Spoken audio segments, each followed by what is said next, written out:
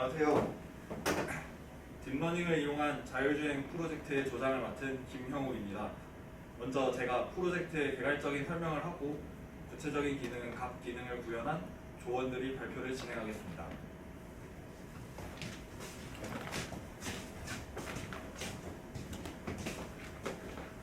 먼저 저희 프로젝트의 흐름에 대해서 설명해 드리도록 하겠습니다. 저희 프로젝트는 로버와 얼굴 인식, 외부로 구성되어 있습니다. 그래서 로버에서는 카메라를 켜면은 그 카메라의 영상을 오브젝트 인식과 라인 차선 인식을 하고 그 인식한 카메라 영상을 베이스 64 형식으로 퍼블리시하게 됩니다.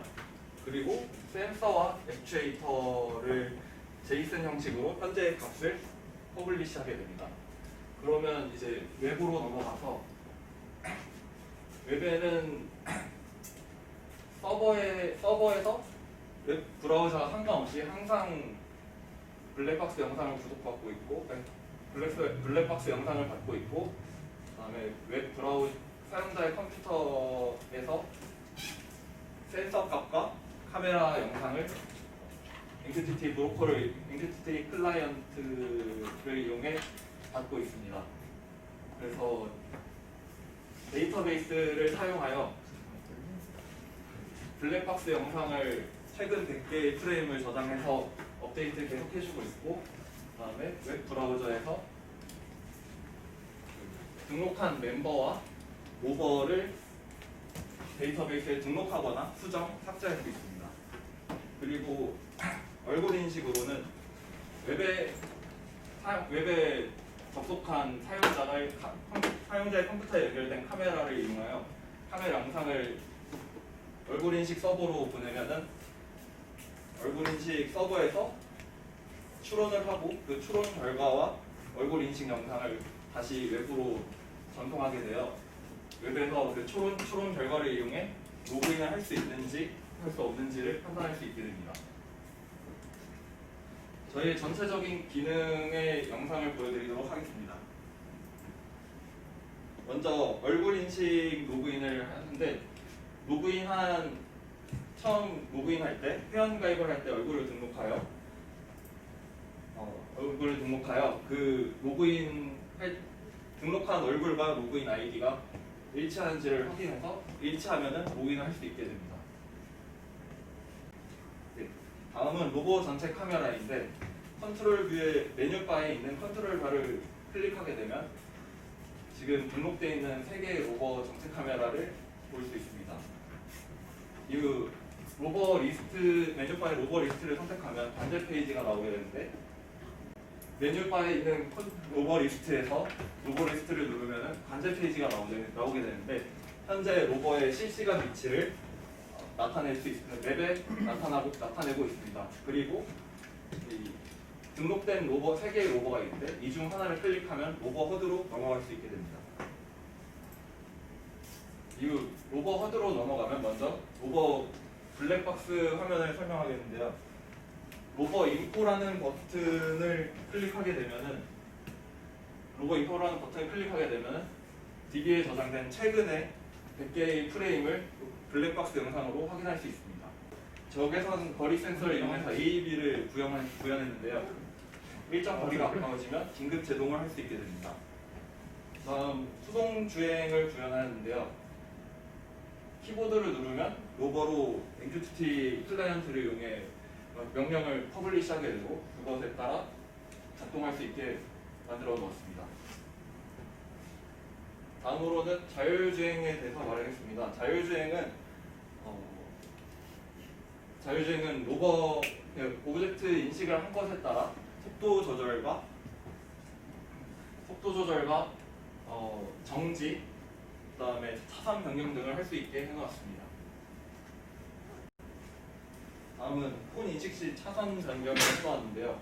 이 차선 변경은 자신의 차선에 폰이 있는지와 폰이 얼만큼 가까웠는지를 판단하여 그 차선을 변경할 수 있게 해놓았습니다. 마지막으로 내비게이션 모드인데요.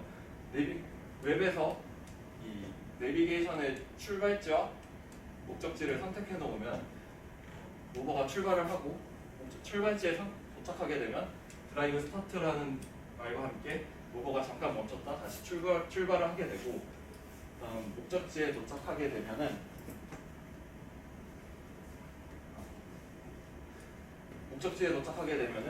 드라이브 엔드라는 말과 함께 로버가 정지하게 됩니다.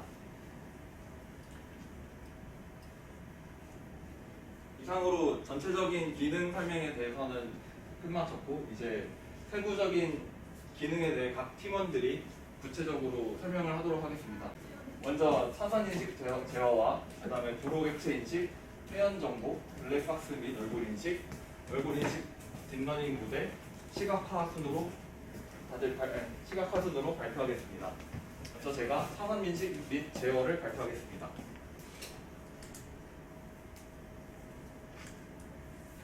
차선 인식 및 제어 중 제일 먼저 해야 될 것은 이미지 전처리인데요. 일단은 이미지를 리사이즈 해야 됩니다.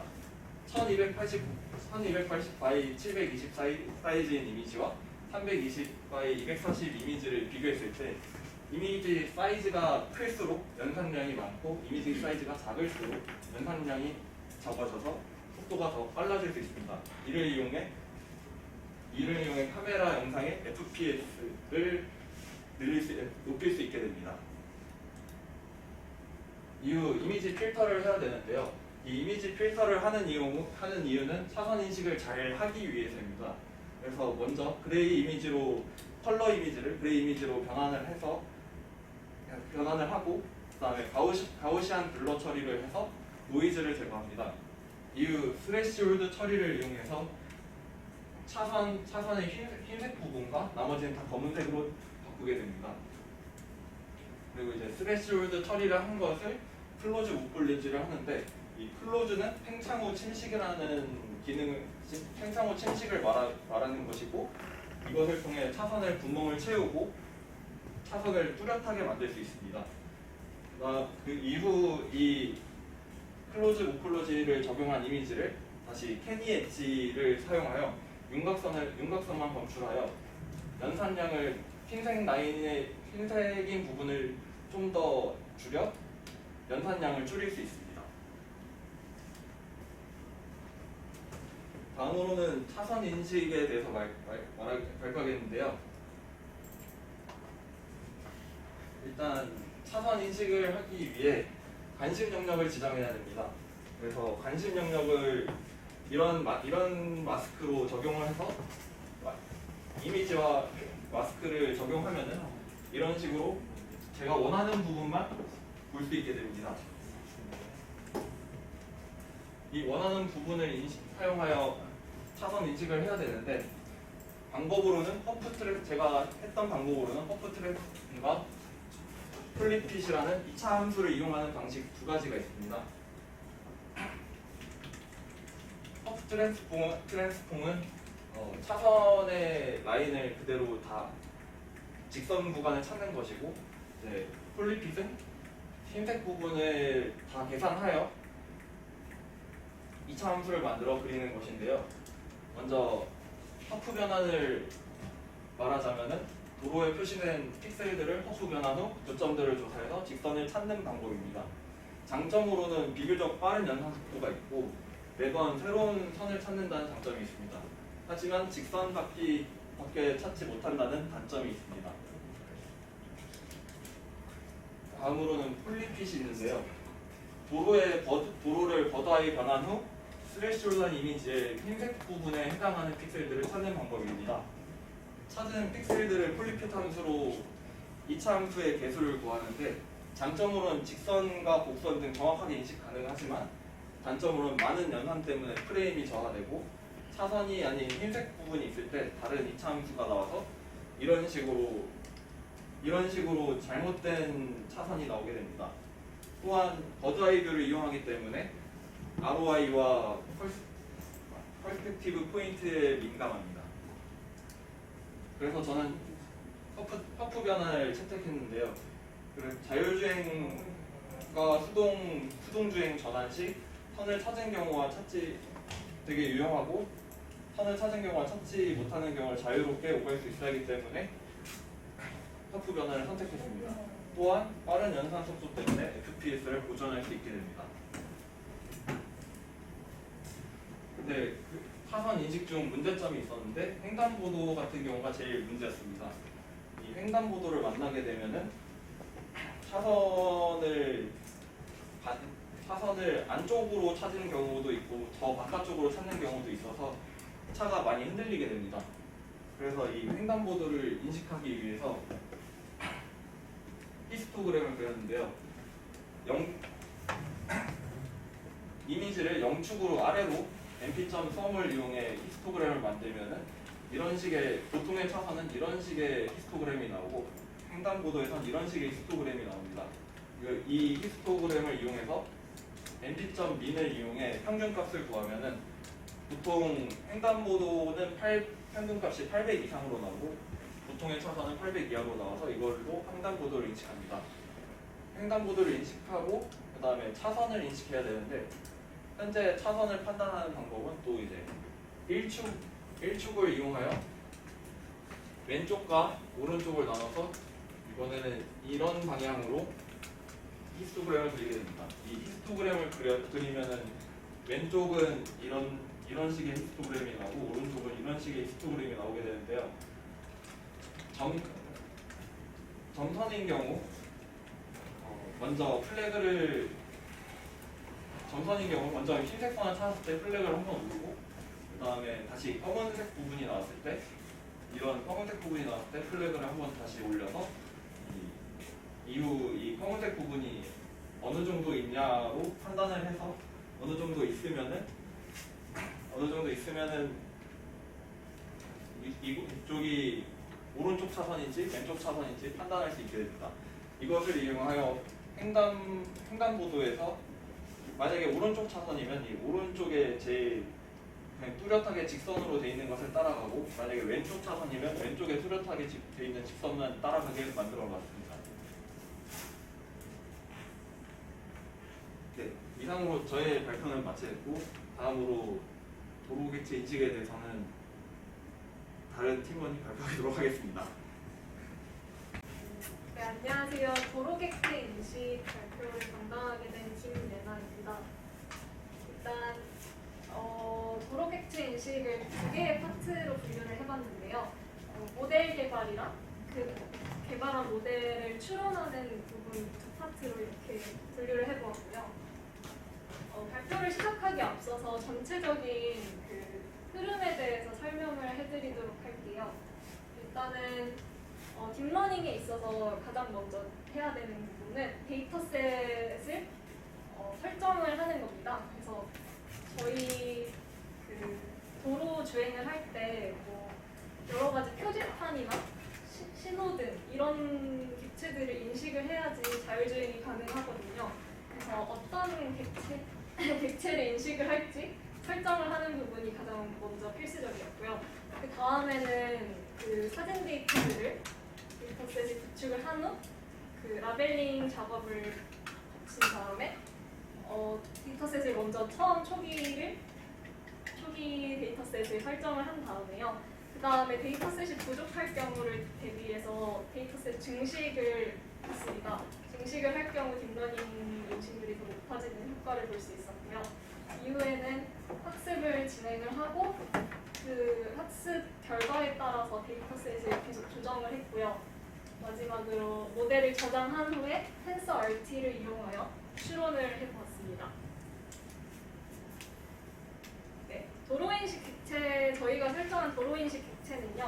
그런 극커브 화살표 사인과 어린이 보호구역 표지판, 정지 표지판, 그리고 속도 제한 이렇게 두 가지 60 시속 60과 100 이렇게 두 가지랑요. 신호등, 콘, 횡단보도, 방지턱이 있는데 이거는 저희가 임의로 만든 도로 표지판인데요. 도로 표지판을 따로 만든 이유는 저희가 웹에서 저희 로버가 어느 위치를 달리고 있는지 이 부분을 확인을 하기 위해서 도로 표지판을 설정을 해서 이거 인식할 때마다 위치 데이터를 웹에 전송을 해서 위치를 확인할 수 있도록 설정을 했습니다. 네, 이 사진은 저희 트랙, 저희가 만든 트랙을 사진을 찍어서 이렇게 발표 화면에 넣었는데요. 네, 보시다시피 여기 도로 표지판, 신호등, 정지 사인 등등 여러 가지가 있는 것을 보실 수 있고요. 그리고 데이터셋 라벨링 하는 과정은 저희가 처음에 캡처를 한 화면들을 직접 손수 라벨링 작업을 겹쳐서 라벨링을 했고요. 그 이후에 이런 데이터셋, 라벨링한 데이터셋을 증식을 했습니다. 그럼 증식할 경우 이 하나의 사진을 증식을 했을 경우 이렇게 나오는데요. 각도를 어느 정도 회전을 하는지, 그리고 또 이렇게 사진의 끝자락, 끝부분에는 이렇게 블러 처리가 되고 이런 부분들이 데이터셋이 한정되어 있을 때 증식을 통해서 딥러닝 학습을 높일 수 있고요. 저희가 선택한 사전학습 모델은 일단 SSD를 채택을 했는데요. 그 이유에 대해서 간단히 설명을 해드리자면 TensorRT에서는 이 화면은 지금 TensorRT에서 SSD와 YOLO에 대한 비교를 나타낸 화면입니다. 보통 객체 인식과 같은 빠르게 그 사진을 인식해야 하는 경우에는 보통 SSD나 YOLO를 많이 사용을 하는데요. 요즘은 YOLO를 많이 사용하는데 저희가 SSD를 채택한 이유는 로버가 제슨보드에서 돌아가는데 제슨보드는 TensorRT를 이용해서 추론을 합니다. 근데 TensorRT를 이용했을 때 FPS, 그러니까 프레임의 속도는 SSD일 때 굉장히 빠른 걸 보실 수 있고요. 물론 YOLO에서도 빠른 속도를 내기는 하지만 그만큼 MAP, 그러니까 인식률이 떨어진다는 것을 확인을 할 수가 있었습니다. 그래서 저희는 인식률도 높고 그리고 FPS도 높은 SSD 모델을 선정했습니다. 이거는 바운딩 박스, 저희가 학습을 진행하면서 여러 가지 인식 오류들이 많이 있었는데요. 그 부분을 데이터셋을 조정을 하면서 바운딩 박스, 그러니까 라벨링 개수나 라벨링 영역을 조정을 하면서 인식률을 늘렸는데 제가 했던 부분에 대해서 설명을 해드리자면 저희가 처음에는 도로 표지판 전체 그리고 그 안에 있는 글자를 따로 이렇게 두 가지를 라벨링 영역으로 지정을 했는데 이렇게 하다 보니까 되게 애꿎은 영역에서 도로 표지판을 인식을 하는 경우가 생기더라고요. 그래서 여기 이 로드가 도로 표지판 전체를 라벨링한 구역인데요. 이 개수를 이렇게 한 2,000개 되는 로드 표지판 개수를 1,400개, 1,200개 정도로 1,250개 정확히는 1,250개를 줄여봤습니다. 그랬을 때 인식률 차이를 보시면 지금 처음에 맞지 않은 부분에서 로드가 인식이 되는 것을 확인하셨을 텐데요. 근데 여기서는 이렇게 글자도 더 빠르게 인식을 하고 로드도 다른 구역에서 인식이 되는 경우도 없었습니다. 또한 아까 이전 영상에서도 보셨을 텐데 여기서 영상을 잘 확인을 해보시면은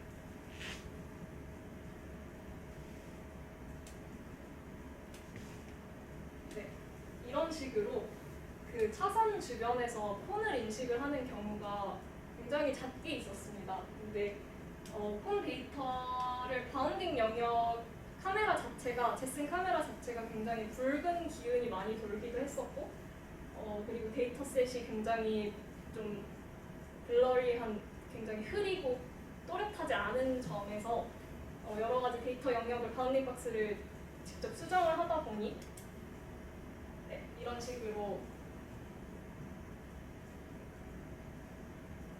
레인 주변에서 폰이 인식이 되는 경우가 현저히 줄어드는 것을 확인할 수 있었는데요. 영상이 긴 관계로 이쯤에서 넘어가도록 하겠습니다. 그 외에 또 데이터 뭐 MAP 인식률을 높이기 위해서 또 제가 한 몇 가지 방법을 하나 소개해 드릴 텐데요. 이거는 제가 그 인식률을 높이는 방법에 대해서 찾아보던 와중에 이 사이트에서 이런 방법, 이미지 믹스업이라는 방법을 제가 확인을 했었는데요. 이런 두 개의 사진을 0.9, 0.1만큼 섞어서 새로운 사진 하나를 만들어내는 그런 방법이에요.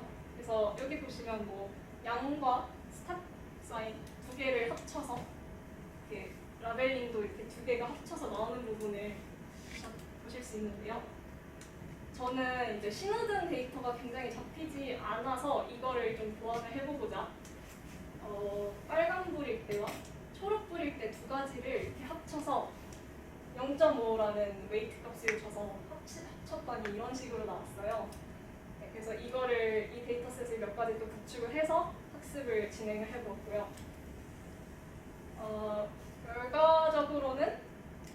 결과적으로는 큰 인식률 차이는 없었지만 그래도 데이터가 한정된 상황에서 추가적인 인식률을 높이고 싶다 하면은 이 방법을 굉장히 추천해드리는 바입니다.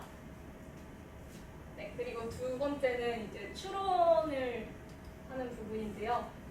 TensorRT는 이제 그 GPU, 엔비디아 GPU에서 뭐 이런 식으로 인베디드나 제슨보드, 테슬라 등등 엔비디아 GPU 환경에서 그 추론을 할 수 있도록 하는 그런 라이브러리예요.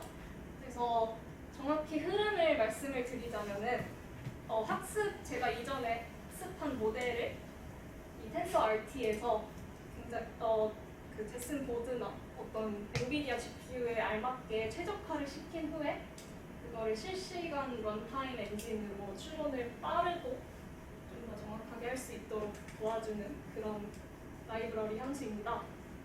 그래서 여기 대표적으로 뭐 4가지 기능을 한다라고 했는데 사실 정확히 어떤 부분에 대해서 그 이론적인 부분까지는 제가 이해를 못했지만 대략적으로는 그래프 저희가 학습한 모델의 그런 뭐 이미지 딥러닝 모델 같은 경우는 굉장히 클래시피케이션, 그러니까 분류기 부분이 굉장히 층도 많고 복잡합니다. 근데 이런 그래프를 최적화해주고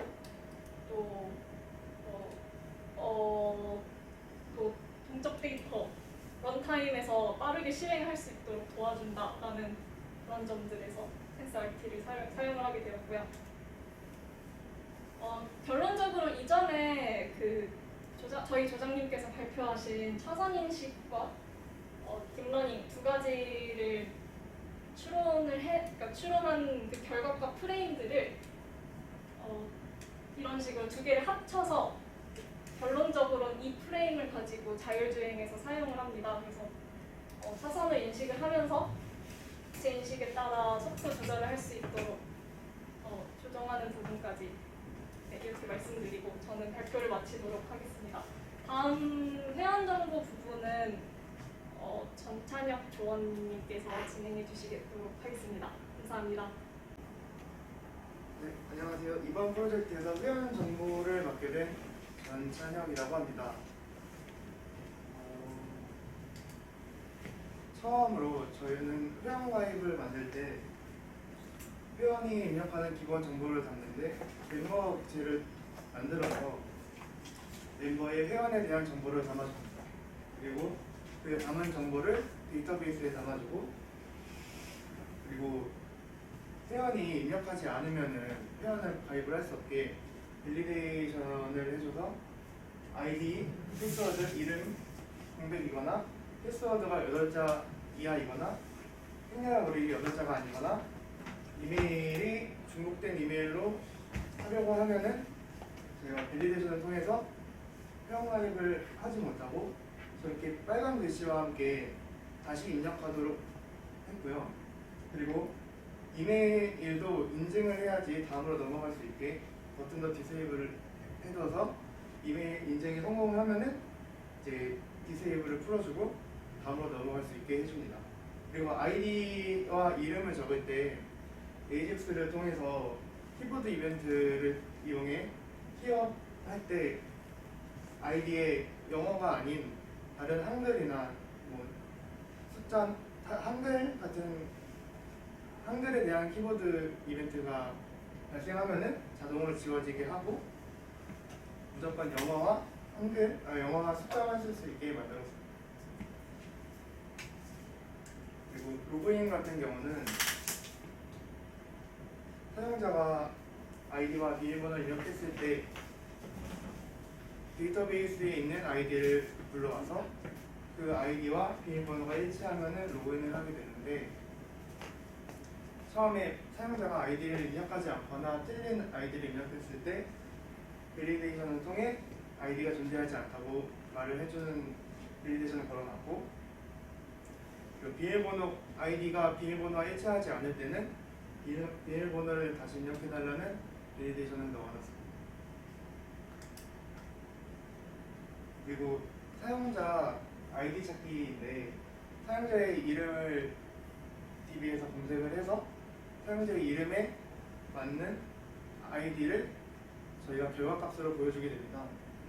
근데 그 이름과 이메일이 일치하지 않으면은 저희가 다음으로 넘어갈 수 없게 밸리데이션을 걸어왔고 그리고 회원가입과 마찬가지로 이메일 인증에 성공을 해야지 저희가 다음 아이디를 찾을 수 있게 만들어놨습니다.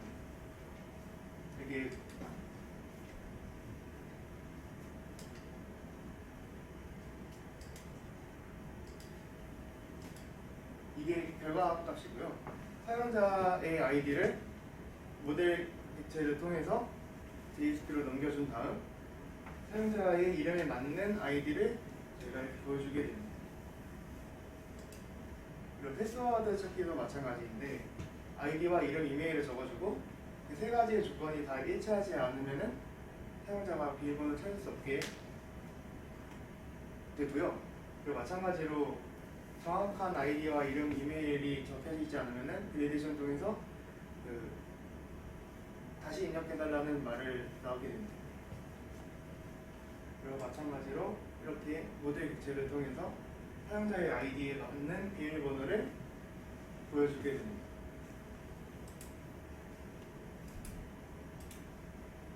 그리고 표현 정보 창인데 사용자의 기존에 로그인되어 있던 아이디를 통해서 그 아이디에 맞는 데이터베이스에 있는 테이블 내용들을 다 불러와가지고 사용자의 정보를 보여주게 됩니다. 그리고 저희 비밀번호 변경을 눌러서 기존 비밀번호와 새 비밀번호 입력해서 비밀번호를 바꿔주는데 기존 비밀번호가 DB에 있는 기존 비밀번호 입력을 했는데 DB에 있는 비밀번호와 다르면은 다시 입력해달라는 밸리데이션을 걸어놨고 그리고 아이디와 비밀번호와 이메일 같은 경우는 저희가 바꿀 수 없게 리드 온리를 걸어놔서 그냥 보기만 할 수 있고 수정을 할 수 있게 만들어놨고 이름과 성별, 생년월일은 사용자가 바꿔서 사용할 수 있게 했습니다. 그리고 마지막으로 회원 탈퇴를 누르면은 비밀번호가 일치하면 회원 탈퇴를 할 수 있게 해놨고 그렇지 않으면 또 밸리데이션을 통해서 비밀번호를 다시 확인해달라는 문제를 날리게 되었습니다.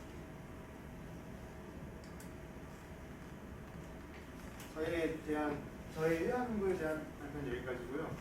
다음 웹페이지에 대한 발표는 주성민 조원이 진행하겠습니다. 안녕하세요. 이번에 웹페이지에서 블랙박스와 알고리즘 기능을 맡은 주상민이라고 합니다. 먼저 두 가지 중 블랙박스 기능에 대해서 먼저 설명을 드리도록 하겠습니다.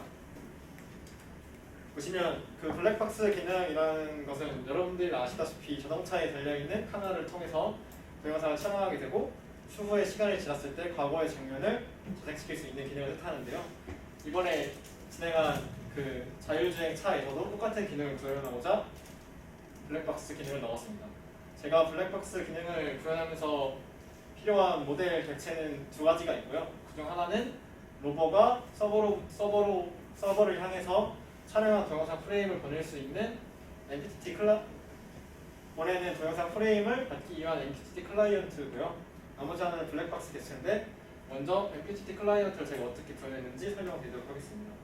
우선적으로 로보가 보내는 동영상 프레임은 클라이언트가 브라우저에 접속하건 안 하건 상관없이 서버에 있는 데이터베이스에 저장되어야 하기 때문에 MQTT 클라이언트를 자바스크립트를 이용해서 구현하지 않고 서버에서 작성할 수 있도록 자바를 통해서 구현을 했고요.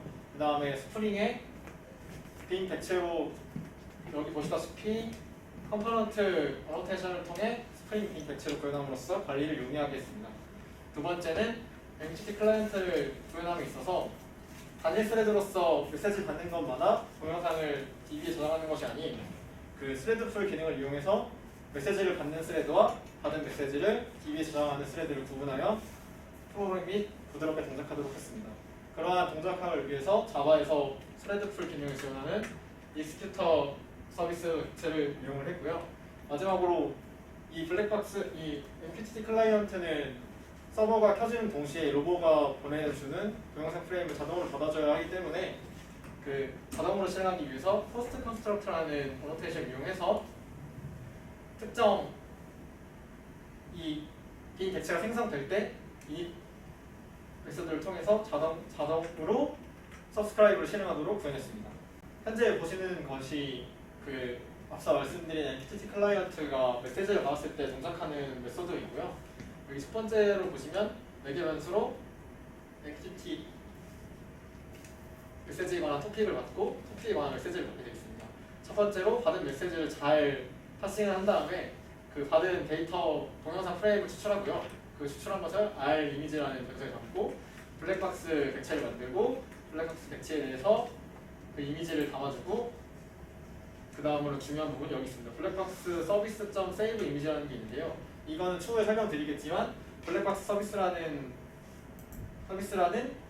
객체를 이용하여 받은 이미지 데이터를 DB에 저장하는 것을 볼 수 있습니다. 근데 여기서 더 한번 보셔야 될 게 현재 이 메시지를 받는 스레드가 그 받은 동영상 이미지를 저장하는 것이 아닌 앞서 말씀드린 익스큐터 서비스로 생성한 스레드 풀에 있는 또 다른 스레드가 저장하는 것을 맡음으로써 메시지 어라이브드 메소드가 잘 동작할 수 있게 하고 있습니다. 그 다음에 블랙박스 객체는 간단하게 만들어져 있는데요. 첫 번째로 가지고 있는 세 가지 변수 중 하나는 R 네임으로서 현재 이 블랙박스를 촬영하고 있는 로보의 이름, 두 번째는 촬영한 동영상의 프레임, 세 번째는 그 촬영한 시간을 저장하고 있고요. 이러한 객체를 이용해서 동영상 프레임을 저장하고 있고 저장한 것을 불러내고 있습니다. 첫 번째로 제가 이 블랙박스 기능을 구현하기 위해서는 받은 동영상을 저장하는 과정이 필요한데요. 이것은 먼저 아까 위에서 앞서서 보셨다시피 MQTT 클라이언트로 동영상 프레임을 받고 그 받은 것을 블랙박스 서비스의 함수를 통해서 DAO로 이미지를 넘기고 그 DAO가 DB로 이미지를 저장하는 방식으로 되어 있습니다. 여기서 보실 것은 블랙박스 DAO 클래스에 정의된 save 이미지라는 함수인데요. 보시면 현재 카운터블로라는 것은 DB에 저장되어 있는 블랙박스의 프레임의 개수라고 볼 수 있습니다. 이러한 개수가 필요한 이유는 아까 맨 처음에 주장님이 설명하셨다시피 블랙박스가 전체적으로 저장 가능한 프레임의 개수는 100개인데 그러한 100개가 넘지 않도록 컨트롤하기 위해서 이러한 변수를 놨고요. 보시면 토탈 카운터 오브 이미지라는 게 있는데 여기 있는 이 위에 이 상수가 가지고 있는 값은 아까 말씀드렸다시피 100개를 가지고 있어서 현재 가지고 있는 로우가 100개보다 작다면 100개보다 크다면 제일 과거에 있는 것들을 지우고 가장 현재로 촬영한 이미지를 넣는 방식으로 전체 개수가 계속 100개를 유지하되 그 전체 100개는 가장 최근의 프레임들을 저장하고 있도록 구현을 했고요. 만약에 아직 저장한 프레임의 개수가 제가 지정한 개수보다 작다면 과거의 내용을 삭제하는 것이 아니고 바로 삭제 없이 새로운 프레임을 저장하는 방식으로 변했습니다. 다음 재생하는 과정에 있어서는 마찬가지로 DB에 있는 이미지를 가지고 브라우저에 띄워줘야 하는데요. 그러한 방식은 앞에서 봤던 순서와 반대로 DB로부터 DAO가 DB로부터 이미지를 가져오고 서비스로 넘기고 서비스가 컨트롤로 넘긴 다음에 그 이미지를 그 JSP 파일에 전달함으로써 구현을 했고요. 지금 현재 보고 계신 거는 그 블랙박스 컨트롤러가 받은 이미지를 어떻게 JSP로 넘기는지에 대한 구현이 되겠습니다. 먼저 이미지에 대한 어떤 특정 로버에 대한 블랙박스 동영상 프레임을 모두 가져오게 되고요. 그러한 리스트 객체에 담고 그 리스트 객체를 JSON 형식으로 변환시켜준 후 브라우저에 띄운 형식으로 구현을 했고요. 그러한 브라우저 클라이언트가 그 받은 데이터를 어떻게 브라우저에 띄우는지에 대한 코드인데 자바스크립트로 플레인 블랙박스라는 것을 실행하게 되면은 먼저 비동기로 AJAX로 처리를 했고요. 이러한 데이터를 저 같은 경우는 그 블랙박스 이미지라는 아이디를 가진 이미지 태그의 소스를 갱신해주는 방식으로 구현을 했는데요. 여기서 문제가 생기는 게 자세히 보시면 지금 재기적으로 구현을 했어요. 이러한 재기적으로 구현을 한 이유는 만약에 원래 제가 맨 처음 생각한 거는 받은 모든 데이터 AJAX니까 데이터에 오죠. 받은 모든 리스트에 대해서 포문으로 돌려주면서 그 블랙박스 이미지에 대한 소스를 갱신해 주려고 했는데 이러한 경우 문제점이 발생하는 게 한 번의 요청에 의해서 소스를 바뀐다고 해서 브라우저가 사용자가 F 새로 고침을 누르지 않는 이상 반영이 되지 않더라고요. 그래서 포문으로 그냥 모든 받은 이미지를 돌려주었을 때는 소스를 변경시켜주었을 때는 가장 맨 처음부터 끝 전까지의 소스는 뜨지 않고 맨 마지막 화면만 뜨게 돼서 동영상 처리가 아닌 그저 마지막으로 촬영한 사진만 뜨는 문제가 발생해서 매 한 프레임마다 요청을 새로 해줘야 되겠다는 생각을 해서 이러한 방식처럼 그 플레이 블랙박스 메소드 안에 다음 i 플러스 i가 프레임의 순서거든요. 플레이 블랙박스 i 플러스 1을 호출해줌으로써 매 프레임 하나당 이러한 블랙박스 메소드를 한 번씩 호출하게 되고 호출 때마다 새로 페이지가 갱신되게 돼서 동영상이 마치 재생되는 것과 같은 효과를 나타나게 할 수 있습니다. 실행 결과를 보시면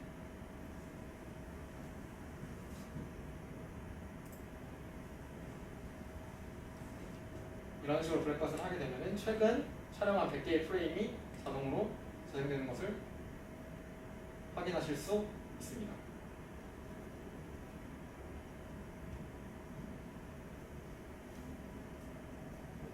영상이 기니 이만 넘어가도록 하겠습니다. 이러한 방식으로 재생을 할 수가 있고요. 다음은 얼굴 인식인데 얼굴 인식은 사용자가 로그인을 할 때 현재 로그인하고 있는 아이디의 주인이 정말 사용자가 맞는지를 확인하게 돼서 클라이언트 단에서 구현을 하였고요. 그러한 기능에 대한 설명에 앞서서 먼저 HTTPS와 SSL이라는 것을 설명을 하고 진행하도록 하겠습니다. 갑자기 이러한 프로토콜을 설명하는 이유는 현재 얼굴 인식을 하기 위해서는 클라이언트 단에서 그 로컬 카메라에 대한 액세스가 필요한데 그러한 액세스를 하기 위해서 브라우저에서 로컬 카메라를 액세스하기 위해서는 HTTP가 아닌 HTTPS 프로토콜을 이용해야지만 가능하기 때문에 이러한 개념을 설명해 드리는 거고요. 그럼 간략하게 설명을 하고 진행하도록 하겠습니다. 먼저 HTTP는 다 아시다시피 그 하이퍼텍스트 문서를 전송하기 위한 인터넷 프로토콜이고요. HTTPS는 그러한 HTTP 프로토콜에다가 오버 시큐어 소켓 레이어라는 것을 더해서 보안성을 보장하는 프로토콜인데요. 여기 자세히 주목해 보실 때 HTTP가 오버 시큐어 소켓 레이어라는 걸 해석하면은 시큐어 소켓 레이어 위에서 돌아가는 HTTP라는 뜻이거든요. 여기서 지금 시큐어 소켓 레이어라는 건 밑에 보시다시피 SSL을 뜻합니다. 즉 HTTPS란 SSL 위에서 돌아가는 HTTP 프로토콜이다 라고 생각하시면 되고요.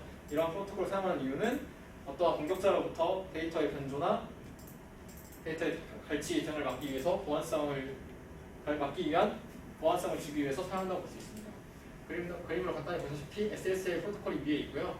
그 계층 위에 애플리케이션 레이어에 HTTP가 있어서 HTTP로 전송할 때 SSL을 거쳐 암호화되고 그 다음에 TCP/IP 트랜스포트 레이어를 거쳐서 다른 노드로 데이터를 전송하게 됩니다.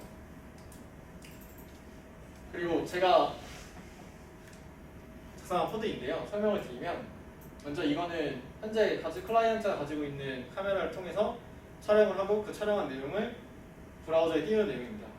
먼저 이 카메라를 액세스를 하기 위해서 두 가지 객체가 필요한데요. 한 가지 객체가 필요한데 첫 번째가 내비게이터 객체고 내비게이터 객체에 미디어 디바이스 필드와 그다음 미디어 디바이스 필드에 겐 유저 미디어라는 일단 설명드리겠습니다. 그 메소드가 참이 되면은 현재 그 클라이언트에 장치되어 있는 카메라를 액세스할 수 있게 되고요.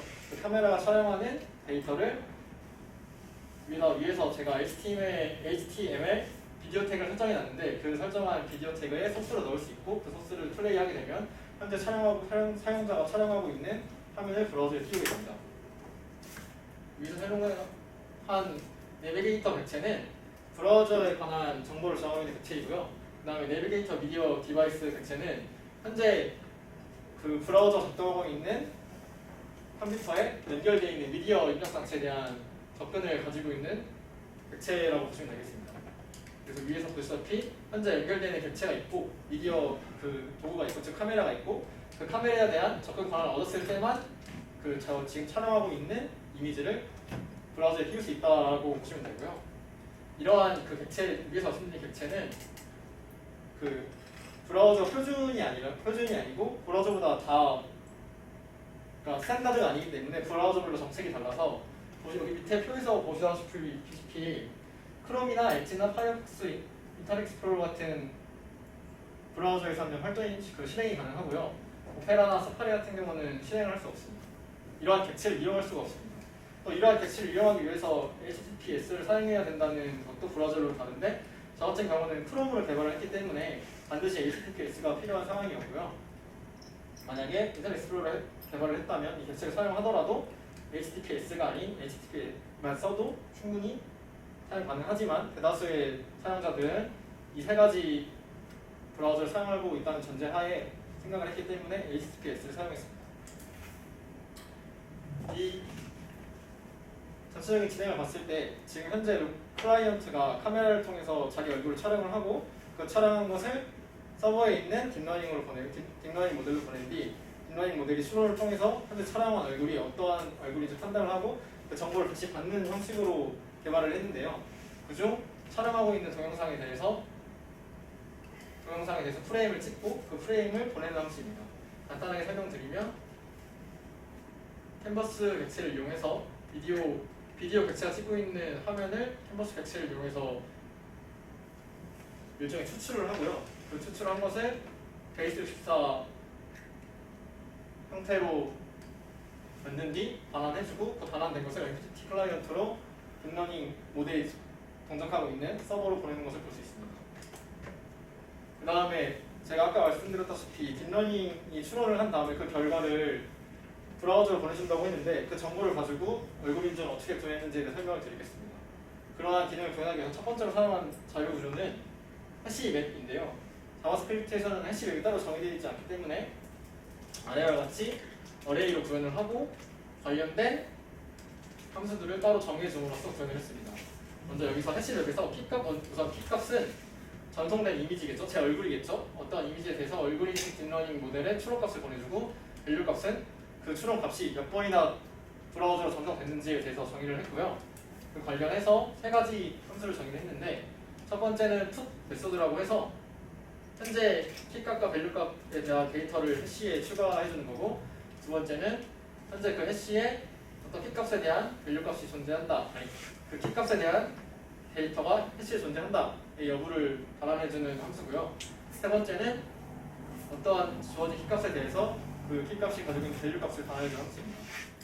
이러한 함수에 대해서 이러한 자료를 가지고 알고리즘을 구현했는데 방식은 첫 번째 전체 얼굴 인증을 하기 위해서 필요한 데이터의 개수는 총 카운터로 잡았고요. 그 카운터로 전달받은 것 중에서 제일 많이 전송받은 값을 맹신을 해서 저장을 하고 현재 그 로그인을 시도한 실제 아이디와 전송받은 그 값이 일치한다면 얼굴 인증을 성공하고 다음 페이지로 넘어가게 되고 실패한다면 다시 로그인 화면으로 돌아가게 구현을 했습니다. 그거에 대한 코드를 보여드릴 건데 간단하게 이런 식으로 변수를 선언했고 소개를 진행했습니다. 코드를 보시면 매번 MCT 클라이언트가 딥러닝 모델로부터 출력값을 받을 때 받을 개수를 카운트해주고요. 이 카운트가 특정 개수, 저는 30개를 정하는데 특정 개수 2까지 받으면서 어떠한 출력값을 받으면 그 출력값에 대한 밸류 값을 1씩 더해주는, 증가시켜주는 형식으로 구현을 했고요. 그 값이 30개가 됐을 때, 30개가 됐을 때 맥스키라는 것은 여태까지 받은 출력값 중 제일 많은 개수를 받은 출력값이고요. 리얼 유저는 현재 로그인한 실제 아이디랑 비교를 해서 그 제일 많이 받은 값과 아이디가 같다면 인증에 성공하게 되고 다르다면 실패하게 가는 방식으로 구현을 했습니다. 실행.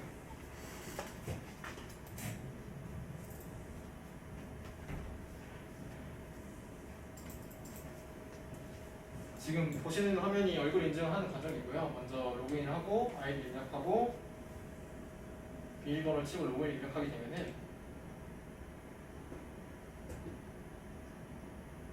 이렇게 화면이 나오게 되고 얼굴을 인증하게 되면은 오른쪽에 보시다시피 브라우저는 현재 받고 있는 추론값과 그 추론값이 몇 번 왔는지에 대한 값을 갱신하고 있습니다. 이런 식으로 얼굴 인증을 진행하게 되고요. 마지막으로 이러한 얼굴 인식을 하면서 아쉬웠던 점이나 개선 사항에 대해서 생각을 해봤는데 제가 앞서 설명을 안 드렸는데 바로 HTTPS를 할 수 있는 게 아니라 현재 웹 어플리케이션을 서비스하고 있는 톰캣 서버와 MQTT 브로커 앞서 구현한 MQTT 브로커에 대해서 HTTP 설정을 하기 위해서는 XML 파일을 특정하게 만들어줘야 하는데 이러한 것을 고치는 데 있어서 생각보다 많은 시간을 써서 제가 아직은 엑셀 파일의 분석력이 부족하구나를 알 수 있었고요.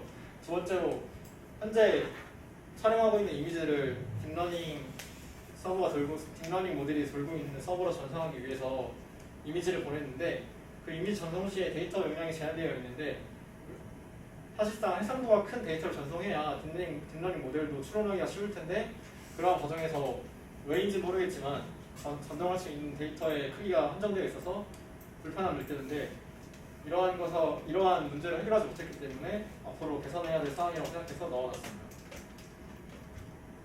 이것으로 제 발표를 마치고요. 다음 발표는 그 얼굴 인식 딥러닝 모델에서 기능 구현하신 김일혜 종합께서 발표를 진행하도록 하겠습니다.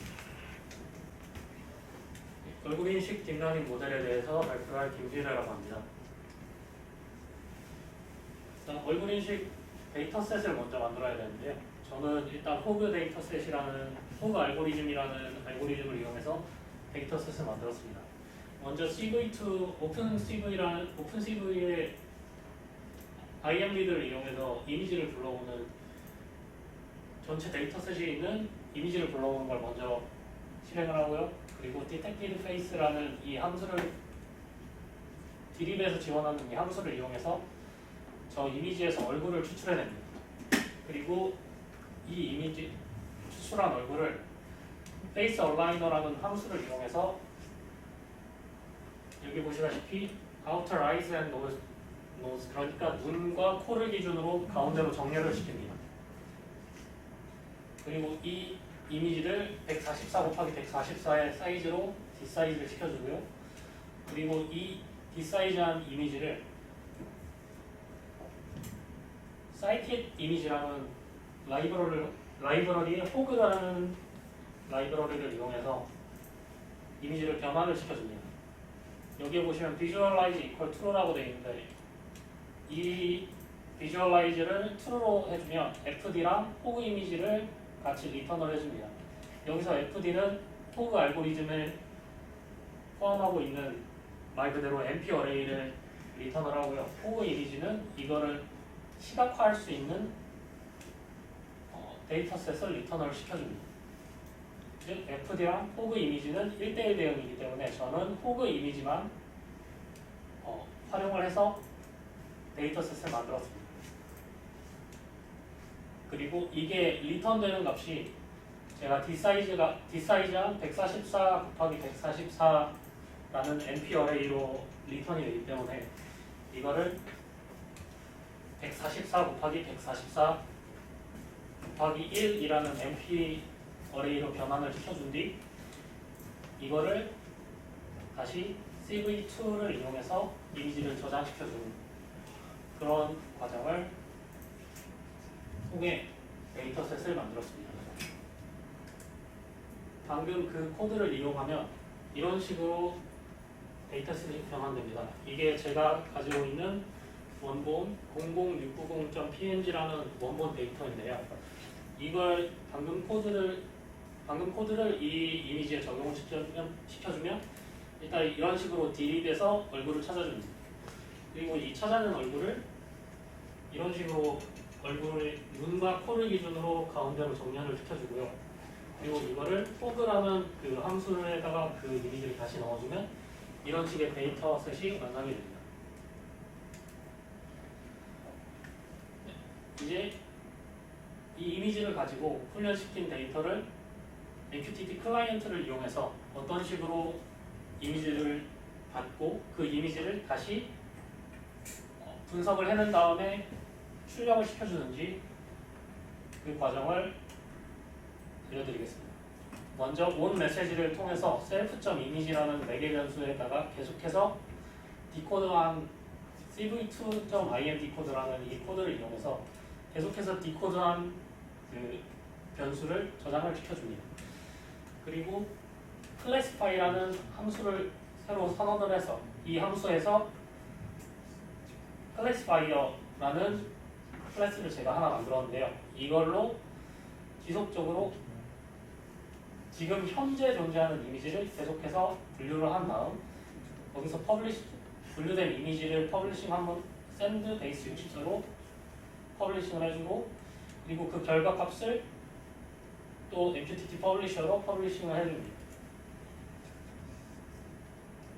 그리고 이 함수를 실행시켜주는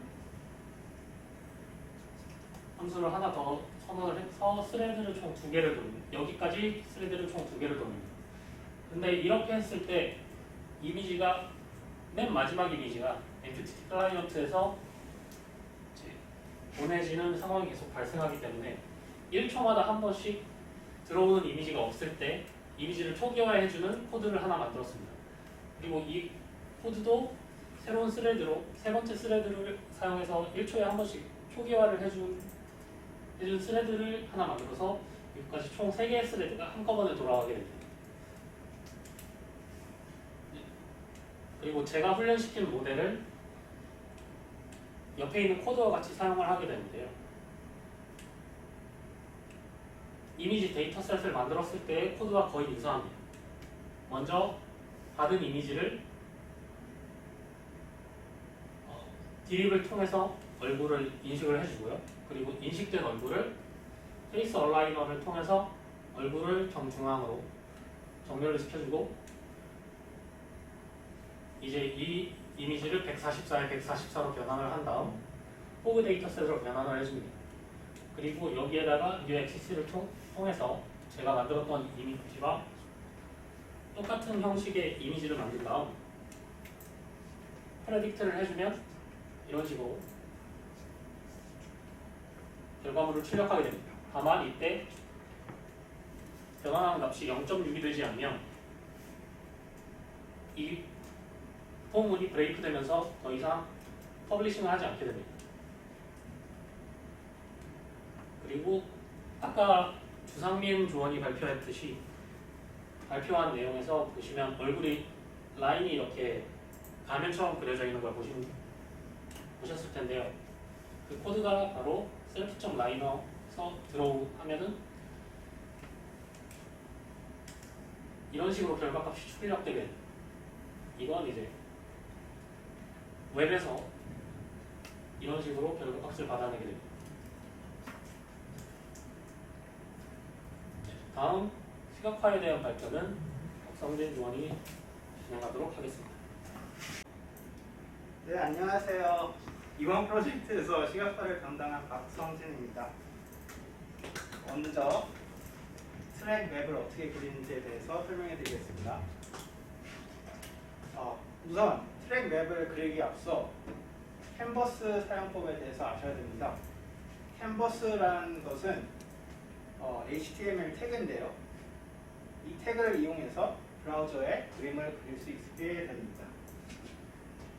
우선 HTML 도큐먼트에 캔버스라는 태그를 선언을 합니다. 그 다음에 자바스크립트에서 캔버스 변수를 만들어주고 HTML에서 만든 캔버스 태그를 대입해 줍니다. 그 이후에 canvas.getContextToD를 해서 이 캔버스의 컨텍스트를 얻어냅니다. 캔버스가 하얀 종이라면 컨텍스트는 그 위에 그림을 그리는 연필과 같은 존재입니다. 네, 앞서 설명드렸던 getContextToD 객체의 메소드들에 대해서 좀 더 자세하게 설명을 해드리겠습니다. getContext 객체의 메소드들에는 여러 가지가 있는데 제가 이번 프로젝트를 하면서 핵심적으로 썼던 거는 4가지의 유형이 있습니다. 첫 번째는 도형을 그리는 메소드, 두 번째는 선을 그리는 메소드, 세 번째는 문자를 그리는 메소드, 그리고 네 번째는 모든 것을 다 지우는 메소드입니다. 자세하게 설명을 드리자면은 이 아크 메소드는 캔버스 위에 특정 좌표 위에 원을 그려주는 함수고 렉트는 직사각형을 그려주는 함수입니다.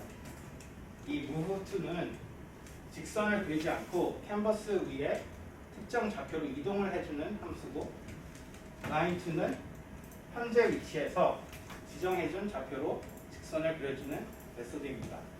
arc2는 직선이 아닌 곡선을 원의 형태로 그려주고 desire curve2는 조금 더 복잡한 곡선을 그려주는 메소드입니다. 그리고 여기를 보시면은 fill text 또는 stroke 텍스트를 이용하면은 캔버스 위에 문자나 숫자를 그릴 수 있습니다. 네, 제가 앞에 설명드렸던 메소드들을 이용해서 실제로 구현했던 지도입니다. 이 지도는 실제로 2개의 패스를 그려서 만든 겁니다. 첫 번째는 선의 굵기를 52를 줘가지고 까맣게 굵게 이렇게 그려줬고, 두 번째는 굵기를 1로 줘서 실선으로 이렇게 그려줬습니다.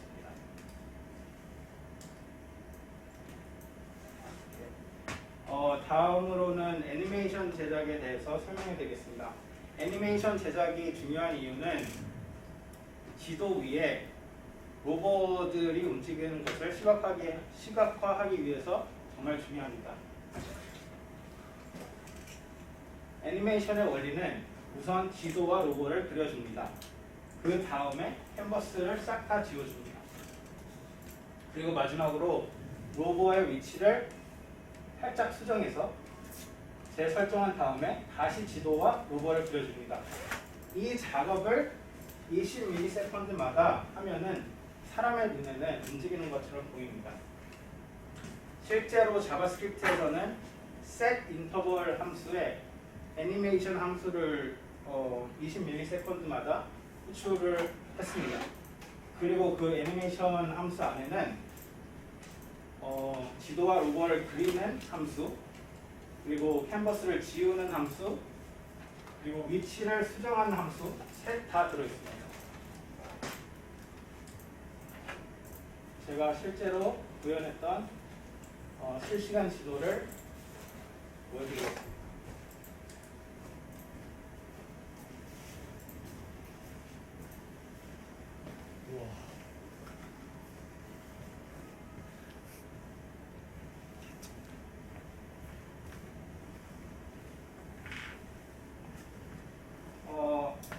하지만 안타깝게도 저희가 로버가 연속적인 좌표를 보내지 않고 일정 구간마다 좌표를 보내가지고 이 실시간 지도는 쓸 수가 없었고, 그 대신에 일정 구간마다 빨간 점이 깜빡이도록 지도를 만들었습니다.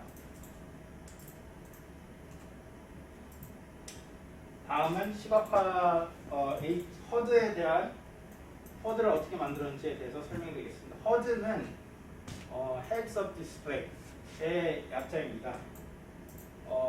주행자가 화면 아래를 보지 않고서도 정보를 취득할 수 있도록 만드는 기능이 있습니다. 먼저 구현한 것을 보여드리겠습니다. 이렇게 로버가 보내주는 영상 위에 각종 정보들을 표시하고 있고, 아까 말씀드렸던 맵은 이렇게 일정 구간에서만 깜빡이도록 바꿨었습니다. 이 허드의 구성 요소는 먼저 배경 화면이 있고, 주행 모드, 시간, 배터리, 액체 탐지, 지도, 로버, 이 빨간 점입니다. 주행 구간, 각도, 그 다음에 속도가 있습니다. 이 모든 것이 하나의 이미지 위에 있다고 생각하실 수도 있지만 사실은 그렇지 않고 이 허드는 실시간으로 계속 바뀌고 있습니다. 캔버스는 기본적으로 투명합니다. 그래서 CSS의 포지션, Z-인덱스 특성을 이용해서 여러 캔버스 레이어를 쌓아놔서 하나의 이미지로 완성할 수 있습니다. 제가 썼던 캔버스 레이어는 총 6가지가 있습니다. 첫 번째는 배경화면을 넣는 레이어였고, 두 번째는 주행 모드, 시간, 배터리, 각도, 속도, 그 다음에 세 번째는 주행 구간, 네 번째는 지도, 다섯 번째는 로버, 여섯 번째는 객체 탐지였습니다. 이렇게 다른 요소들을 하나의 캔버스 레이어에 묶어놓거나 아니면 분리시킨 이유는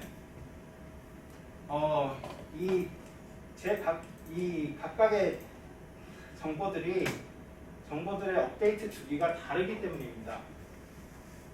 다시 말하자면 지우고 다시 그려줘야 하는 주기가 다 달라서 다른 레이어에 위치시켰습니다.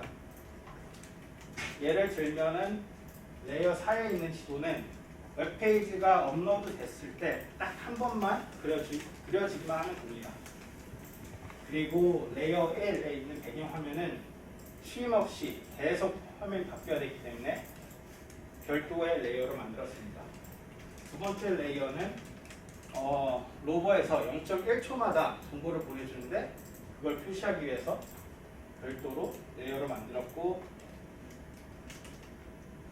사실 3번하고 5번은 같은 레이어에 만들 수도 있었지만 제가 이 로버의 깜빡이는 기능을 추가하기 위해서 서로 다른 레이어에 위치시켰습니다. 네, 이것으로 전체 발표를 마치겠습니다. 감사합니다.